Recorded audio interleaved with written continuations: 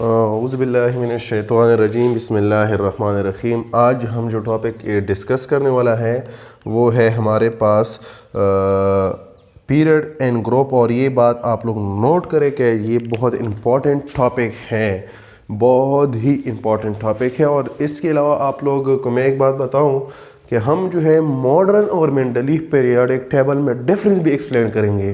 Student बहुत ज़्यादा इसमें कंफ्यूज हो रहे हैं। ये 9th के बुक में लिखा हुआ है, लिखा ऊपर मॉडर्न पीरियोडिक टेबल है, लेकिन नीचे जो ग्रुप और पीरियड बताए गए हैं वो मेंडलीफ के बताए गए हैं।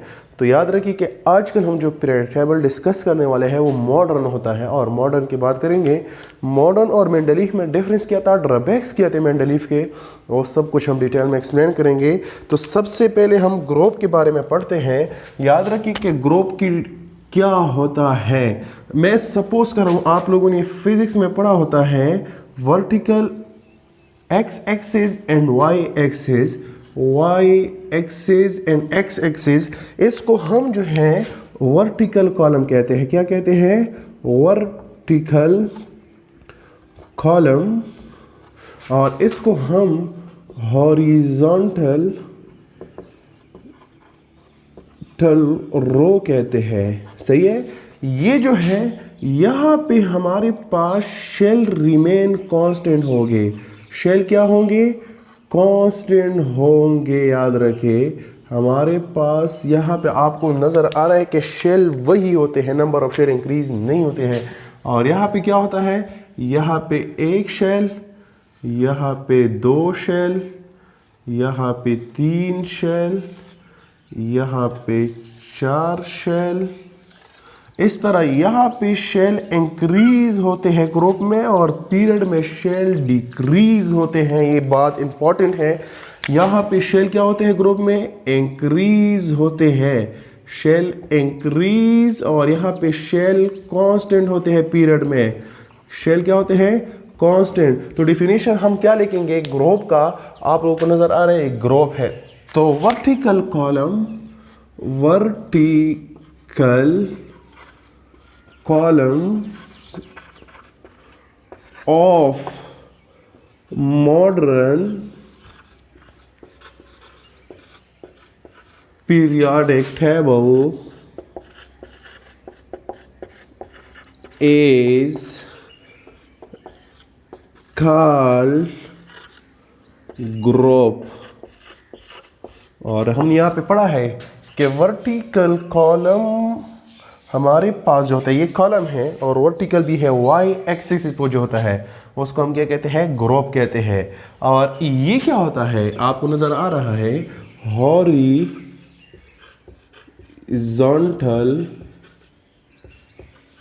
रो of modern periodic table is called period. सही है, नजर आ रहा है। दूसरी बात ये है कि आप लोगों को ग्रुप और पीरियड का पता चल गया। ग्रुप और पीरियड क्या होता है दूसरा डिफिनेशन भी है or when we move from top to the bottom, this is called group। और पीरियड में आप लोगों को नजर आ रहा था,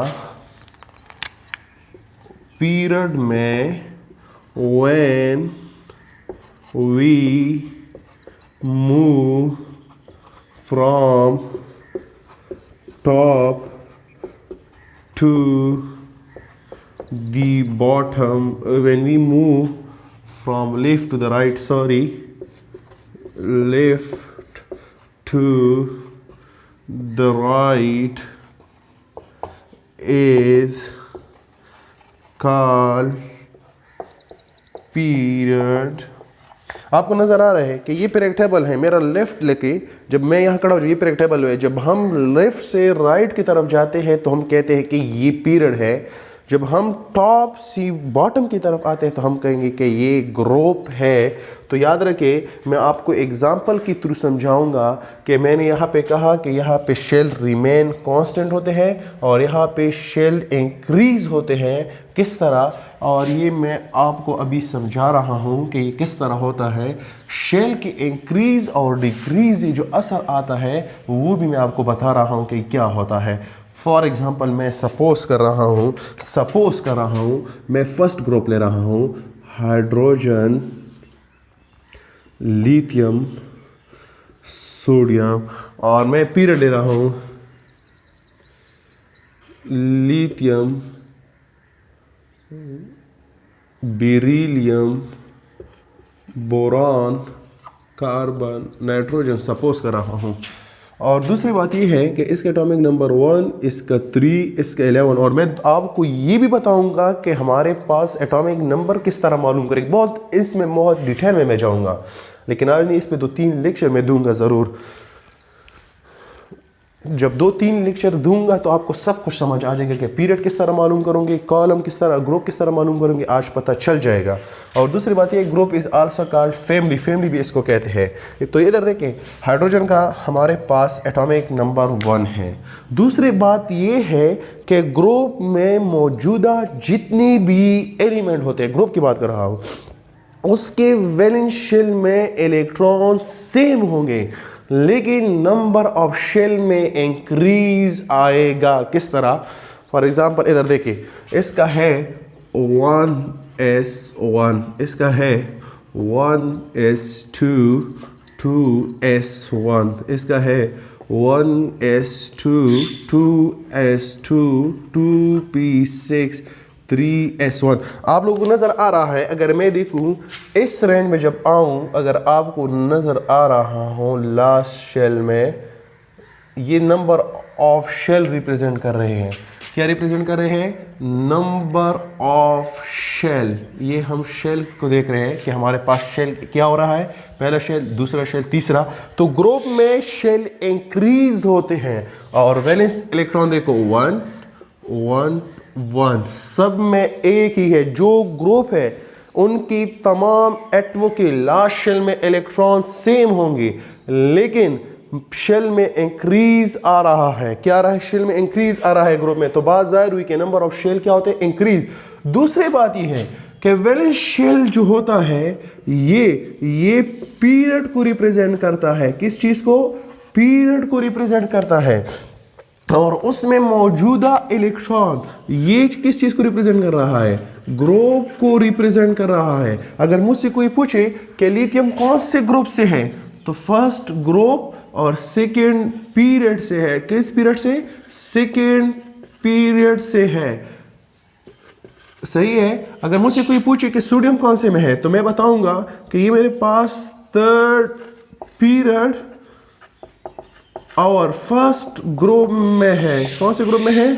फर्स्ट ग्रुप में है। अगर ये मुझसे पूछे तो आप कहेंगे कि ये फर्स्ट पीरियड है और फर्स्ट ग्रुप में है। तो मैं इसके बेस पे ये बता सकता हूँ, वैलेंस शेल में मौजूदा इलेक्ट्रॉन ग्रुप बताता है और लास्ट शेल जो है वो पीरियड बता देता है।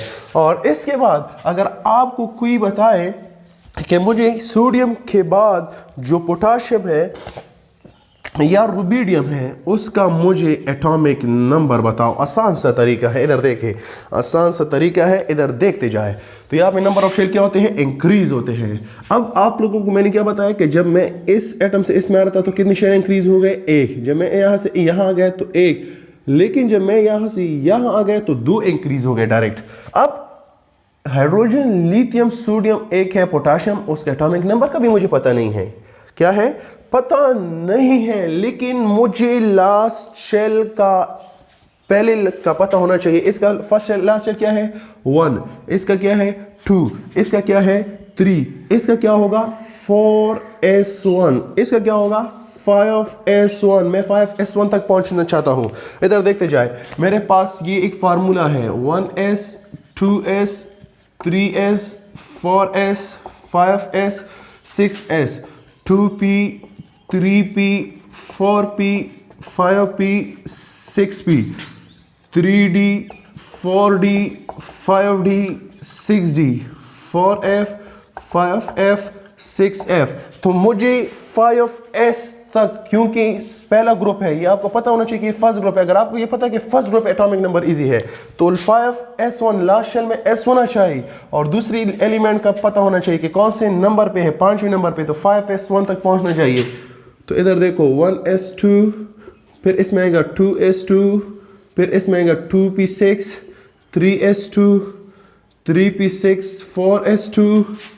तो अब मेरी तरफ देखते जाए, मेरे पास क्या है 5s1, तो मेरे पास ये क्या है 3d 10, 4p6, 5s1 में पहुंच गया हूं। तो आप लोग इलेक्ट्रॉन को गिनते जाए, 2, 4, 6, 8, 8 जमा 6, 8 जमा 6, 14, 20, 20 जमा 6, 26, 26 और जमा 36, 37। तो क्या मतलब हुआ कि मेरे पास इसका एटॉमिक नंबर 37 है। 1s2, 2s2, 2p6, 3s2, 3p6, 4s2, 3d10, 4p6, 5s1। अब आप कहोगे कि ये यहाँ पे वैलेंस शेल कौन सा है? आप लोगों का जवाब होगा ये नो नो नो नो। आप लोगों का वैलेंस शेल ये है। तो कौन सा पीरियड है? 5 नंबर पीरियड है और फर्स्ट ग्रुप है। तो सही है, पहला पीरियड, दूसरा पीरियड, तीसरा पीरियड, 14 पीरियड, 5वां पीरियड है और पहला ग्रुप है। अगर मुझसे पोटाशियम का पूछा जाए तो मैं 4s1 तक आऊँगा। क्या? ये भी मिटाओ, ये भी मिटाओ, ये भी मिटाओ और ये 1 करो। क्या करो? 1। तो आप गिन लो, 2 जमा 2 4, 4 जमा 2 6, 6 जमा 6 12, 12 जमा 6 18, 18 जमा 1 19। मेरे साथ पोटाशियम का एटॉमिक नंबर 19 है। 1s2, 2s2, 2p6, 3s2, 3p6, 4s1। तो आपको नज़र आ रहा है कि चौथा पीरियड है, s ऑर्बिटल है, पहला ग्रुप है। तो समझ आ गया। इसके बाद नीचे आने वाले का भी मैं बता सकता हूँ। अगर सपोज करें मुझे किसी ने दे दिया कि आप मुझे बताएं कि एटॉमिक नंबर, मैं बता रहा हूँ, मैं बताऊँगा सब कुछ, आपको अभी समझ आ जाएगा। मैं ये मिटा रहा हूँ ऊपर से। इजी है, बहुत आसान ट्रिक है। एटॉमिक नंबर, ग्रुप और पीरियड अब आप बता सकते हो। तो आपको क्या होना चाहिए? ये पता होना चाहिए। सही है, इधर देखते जाए। अगर मुझे कोई बताए, सपोज करें कोई भी एलिमेंट मुझे दे, सीजियम का मुझे दे या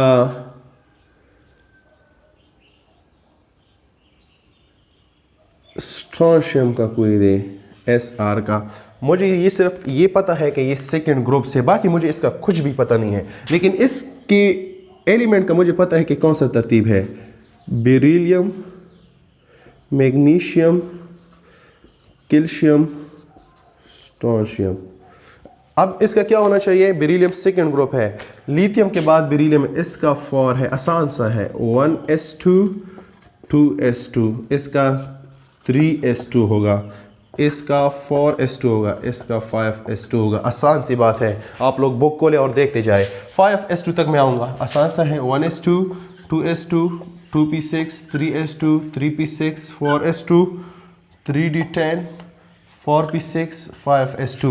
2 जमा 2 4, 4 जमा 2 6, 6 जमा 2 8, 8 जमा 2 10, 10 जमा 6 8, 16, 16 जमा 6 22, 22 जमा 6 28, 28 जमा 10 38। इसका 38 है। अगर आपको यकीन नहीं आ रहा है तो दो एक पीरियड टेबल में आपका समझ आ जाएगा कि इसका 38 एटॉमिक नंबर है। मुझे सिर्फ पहले का पता होना चाहिए। इसका आसान है, किस तरह? 1s2, 2s2 आसान है, मैं 3s2 तक पहुंचूंगा। कब? 1s2। अगर आपको ये नहीं आ रहा है ना तो यहाँ से कर सकते हो। 3s2 तक कहाँ पहुँचूंगा? 1s2, 2s2, 2p6, 3s2, मतलब ये है। तो 2 जमा 2 4, 4 जमा 2 6, 6 जमा 6 12। और आपको पता होना चाहिए कि मैग्नीशियम का एटॉमिक नंबर 12 ही है। 2s2, 2p6, 3s2, तो गिन ले 12 ही है। इसका क्या होना चाहिए 4s2, तो कहाँ तक आना चाहिए, यहाँ तक 1s2 2s2 2p6 3s2 3p6 4s2 यहाँ तक। तो 12 जमा 6 18, 18 जमा 2 20। इसका क्या है एटॉमिक नंबर 20 है। 1s2 2s2 2p6 3s2 3p6 4s2 आ गया, तो ये सही है। इसका एटॉमिक नंबर क्या है 20 है। यहाँ तक देखिए 4s2 के बाद 5s2 तक आऊँगा, तो 1s2 2s2 2p6 3s2 3p6 4s2 के बाद क्या है 3d10 4p6 और 5s2। ये है एटॉमिक नंबर, आप मालूम कर सकते हैं। और आपको नज़र आ रहा है कि हमारे पास नंबर ऑफ शेल क्या हो रहे हैं, इंक्रीज़ होते जा रहे हैं। और जब नंबर ऑफ शेल इंक्रीज़ होते जाते हैं तो इसके इंक्रीज से क्या होगा, समझ आ गया। ये था आप लोगों का ग्रुप के बारे में, और उम्मीद है कि आप लोगों को समझ आया होगा।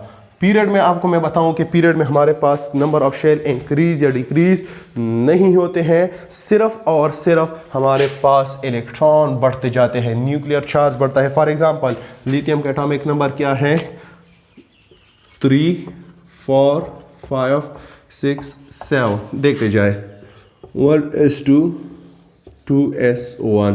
बेरिलियम का देखते जाओ, ये लिथियम था। बेरिलियम का देखो 1s2 2s2। बोरॉन का देखो 1s2 2s2 2p1। कार्बन का देखो 1s2 2s2 2p2। नाइट्रोजन का देखो 1s2 2s2 2p3। क्या बढ़ रहा है आपको नजर आ रहा है, वैलेंस शेल यहाँ पे क्या है 2 2 2 2 2। तो क्या बढ़ रहा है यहाँ पे इलेक्ट्रॉन एक था वैलेंस शेल में, यहाँ पे 2, यहाँ पे 3, यहाँ पे 4, यहाँ पे 5।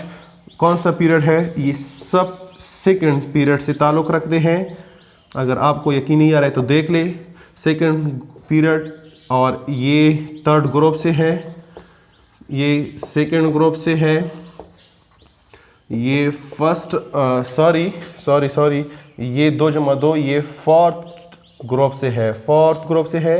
ये फिफ्थ ग्रुप से है, 3 जमा 2 5। ये कौन से ग्रुप से है, थर्ड ग्रुप से है। ये कौन से ग्रुप से है, ये सेकंड ग्रुप से है, क्योंकि वैलेंस शेल ये है, तो ये सेकंड ग्रुप से है। ये कौन से ग्रुप से है, ये फर्स्ट ग्रुप से है। मतलब हमारे पास ये है कि पीरियड में सिर्फ नंबर ऑफ इलेक्ट्रॉन बढ़ते हैं, शेल रिमेन कांस्टेंट होता है, मतलब न्यूक्लियर चार्ज बढ़ता है। पीरियड में क्या होता है, न्यूक्लियर चार्ज बढ़ता है। तो आप लोग एक बात लेके पीरियोडिक प्रॉपर्टी को हम एक्सप्लेन करते हैं, periodic property and period and group. Periodic property and group आप लोग लेके periodic properties and period and group. तो यहाँ पे लेके अगर मैं ये ऊपर लिखूँ तो आसानी हो जाएगी। Periodic properties and group and period. तो सबसे पहले हम आते हैं एटॉमिक रेडियस की तरफ या नंबर ऑफ शेल की तरफ। नंबर ऑफ शेल पहला प्रॉपर्टी है, हम एक्सप्लेन करते हैं कि नंबर ऑफ शेल क्या होंगे, इंक्रीज या डिक्रीज। तो आप लोग खुद बताएं कि नंबर ऑफ शेल क्या होते हैं, इंक्रीज होते हैं या डिक्रीज होते हैं। तो आप लोगों को पता होना चाहिए कि हमारे पास नंबर ऑफ शेल क्या होते हैं। नंबर ऑफ शेल मैं डायरेक्ट लिखूंगा, नंबर ऑफ शेल इंक्रीज होते हैं। यहाँ पे क्या हो रहा था, एमसीक्यूज में ये आया भी था, ईटा में आया था कि यहाँ पे नंबर ऑफ शेल क्या होते हैं, number of shell remain constant होता है, कांस्टेंट इंक्रीज नहीं होते हैं। यहाँ पे अगर आप देखिए ये फर्स्ट हेडिंग, ये फर्स्ट प्रॉपर्टी थी। सेकंड देखो एटॉमिक रेडियस, एटॉमिक साइज, ये मैं अलग भी एक्सप्लेन करूँगा, ये पीरियोडिक प्रॉपर्टी है। एटॉमिक रेडियस क्या होता है, सबसे पहले एटॉमिक रेडियस न्यूक्लियस और वैलेंस शेल के दरमियान डिस्टेंस। ये मेरे पास न्यूक्लियस है और ये वैलेंस शेल, ये फासला, ये मेरे पास न्यूक्लियस है और ये मेरे पास वैलेंस शेल है, ये फासला, ये मेरे पास न्यूक्लियस है और ये मेरे पास वैलेंस शेल है, तो ये फासला।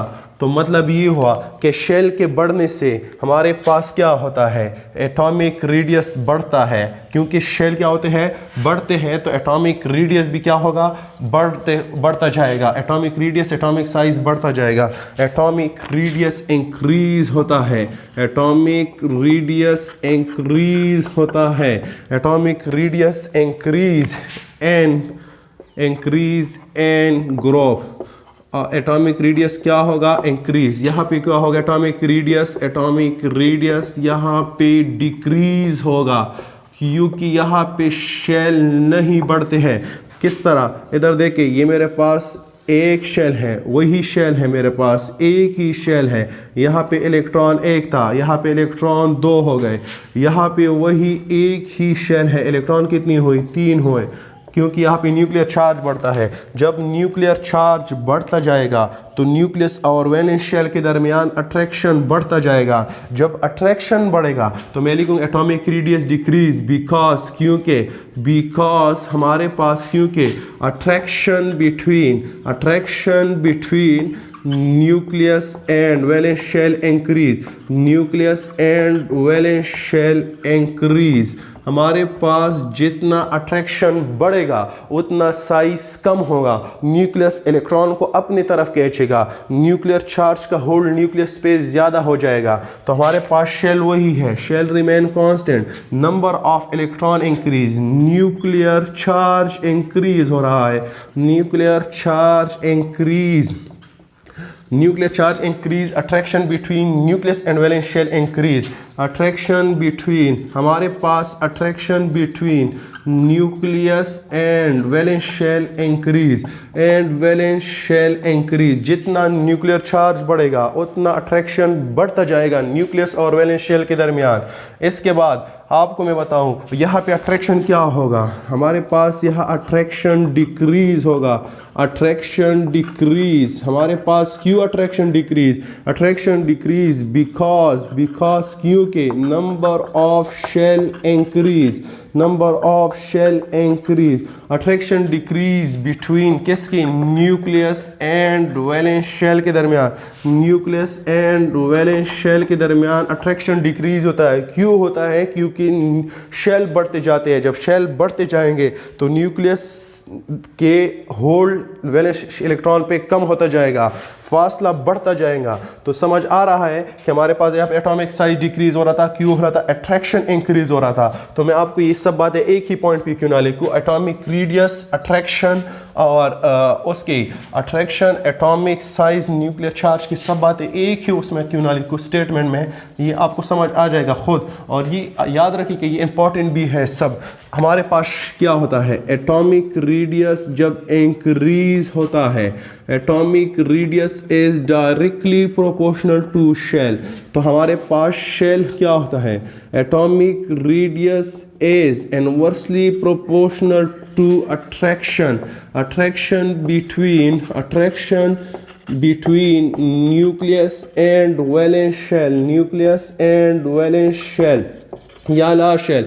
जितना एटॉमिक रेडियस बढ़ता जाएगा उतना शेल बढ़ता जाएगा, जितना शेल बढ़ेगा उतना फासला बढ़ेगा, जितना न्यूक्लियस और वैलेंस शेल के दरमियान फासला बढ़ता जाएगा उतना अट्रैक्शन कम होता जाएगा। यहाँ पे तो हमारे पास पीरियड में शेल कांस्टेंट होता है, तो यहाँ पे भी एटॉमिक रेडियस पीरियड में क्या होता है, डिक्रीज होता है। एटॉमिक रेडियस पीरियड में क्या होता है, डिक्रीज होता है।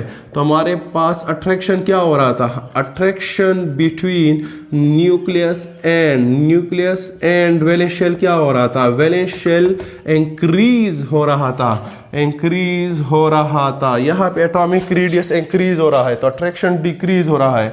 दूसरी बात, अट्रैक्शन हमारे पास attraction between nucleus and valence shell जब इंक्रीज होगा तो न्यूक्लियर चार्ज भी इंक्रीज होता जाएगा। तो पीरियड में left to the right nuclear charge बढ़ता जा रहा था तो अट्रैक्शन भी बढ़ता जा रहा था। जब अट्रैक्शन बढ़ता जा रहा था तो एटॉमिक रेडियस कम होता जा रहा था। तो याद रखिए ये सब आ सकते हैं पेपर में, एमसीक्यूज में। और इसके अलावा थर्ड पीरियोडिक प्रॉपर्टी क्या हो सकते हैं, ये एटॉमिक रेडियस के बेस पे सब कुछ एक्सप्लेन करोगे।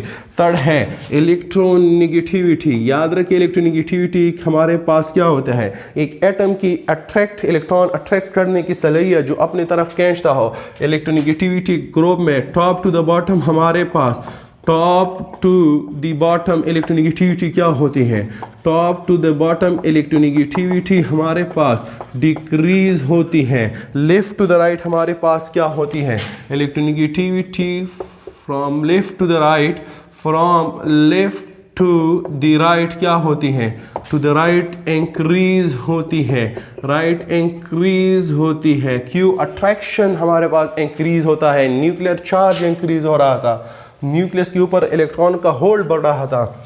यहाँ पे क्यों रहे, क्योंकि यहाँ पे साइज बढ़ रहा है, यहाँ पे साइज बढ़ रहा है तो इलेक्ट्रॉन इजीली ये हमारे पास क्या होगी, इसकी इलेक्ट्रोनिगेटिविटी कम होगी, इसकी अट्रैक्शन पावर कम होगी, अट्रैक्ट करने की सलाहियत कम होगी, इसके अट्रैक्ट करने की सलाहियत ज़्यादा होती है नॉन मेटल की। दूसरी बात ये अलग में भी एक्सप्लेन करूँगा कि इलेक्ट्रोनिगेटिविटी क्या होती है, एटॉमिक रेडियस, इलेक्ट्रोनिगेटिविटी और आयनाइजेशन एनर्जी में एक्सप्लेन करूँगा। आयनाइजेशन एनर्जी भी क्या होती है, डिक्रीज होती है, and from top to the bottom जब आते हैं यहाँ पे क्या होती है, आयनाइजेशन एनर्जी क्या होती है, इंक्रीज होती है। क्यों होती है, क्योंकि अट्रैक्शन यहाँ पे इंक्रीज हो रहा था, न्यूक्लियर चार्ज इंक्रीज हो रहा था। तो मैं एक की बात सब कुछ एक ही लाइन में लिख रहा हूँ, इलेक्ट्रोनिगेटिविटी हमारे पास is directly proportional to ionisation energy, is हमारे पास directly proportional to nuclear charge, is directly proportional to attraction between nucleus and valence shell. Nucleus and valence shell is inversely proportional to atomic radius. Electronegativity ज़्यादा होगी, atomic radius जब कम होगा, period में atomic radius कम हो रहा था तो electronegativity बढ़ रही है। आयनाइजेशन एनर्जी कम होगी जब एटॉमिक रेडियस बढ़ेगा, तो पीरियड में ग्रुप में आपको नज़र आ रहा है एटॉमिक रेडियस बढ़ रहा है तो आयनाइजेशन एनर्जी डिक्रीज हो रही है। पीरियड में एटॉमिक रेडियस कम हो रहा है तो आयनाइजेशन एनर्जी क्या हो रहा है, ज़्यादा होगा। न्यूक्लियर चार्ज पीरियड में क्या हो रहा है, बढ़ रहे हैं तो एटॉमिक रेडियस कम हो रहा है। और आपने खुद बताया कि पीरियड में एटॉमिक रेडियस कम होता है, अट्रैक्शन कहाँ पे ज़्यादा हो रहा है, क्योंकि अट्रैक्शन न्यूक्लियर चार्ज के लिए डायरेक्ट था। जब ये पीरियड में इंक्रीज हो रहा था तो ये भी इंक्रीज हो रहा था तो ये चीज़ डिक्रीज होगा। सही है, ये एमसीक्यूज में आ सकता है, ये सब कुछ आप लोगों ने याद रखना होगा। सबसे पहले ये है कि हमारे पास एटॉमिक रेडियस ग्रुप में क्या हो रहा है, बढ़ रहा है। जब एटॉमिक रेडियस ग्रुप में बढ़ रहा है तो ये सब क्या हो रहे थे, डिक्रीज हो रहे हैं। देख रहे हो ग्रुप में ये डिक्रीज हो रहा है, ये भी डिक्रीज होगा, ये भी तो डिक्रीज हो रहा है। सही है, और पीरियड में ये चीज़ क्या हो रहा है, डिक्रीज हो रहा है एटॉमिक रेडियस, तो ये सब क्या होंगे, इंक्रीज होंगे। इस सब पे मैं अलग अलग लेक्चर दूंगा आपको। मैंने ग्रुप और पीरियड का भी बताया, एटॉमिक नंबर को मालूम करने का भी बताया। आज के लिए ये और भी एक्सप्लेनेशन है, उस पर भी मैं एक्सप्लेनेशन दूंगा। और यहाँ तक के लिए अल्लाह हाफिज़। अगर कोई भी क्वेश्चन है तो आप लोग पूछ सकते हैं और मैं उसका जवाब ज़रूर आपको दूंगा।